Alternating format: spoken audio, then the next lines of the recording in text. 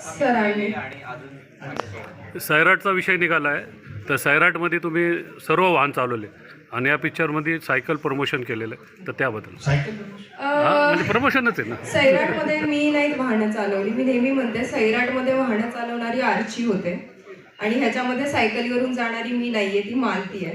त्याच्यामुळे ह्या दोन खूप वेगळ्या भूमिका आहेत. अर्थात चेहरा फक्त माझा आहे, त्याच्यामुळे त्यांना मिक्स नका करू. त्या बायका त्या इंडिव्हिज्युअल लेवलला खूप वेगवेगळ्या आहेत. त्याच्यामुळे ओके रिंकूला कास्ट केलं. त्याच्यामुळे महाराष्ट्राची लाडकी अभिनेत्री आहे, सगळ्यांच्या घरोघरी आहे. पण रिंकूला घेणं म्हणजे ती एक चॅलेंज असते की ती दिग्दर्शकाची जबाबदारी आहे.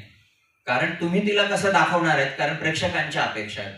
त्यामुळे मग ती संहिता तशा पद्धतीची लिहिली गेली, मग ती रिंकूला आवडली आणि आता तो पोचतोय तिचा चेहरा असल्यामुळे.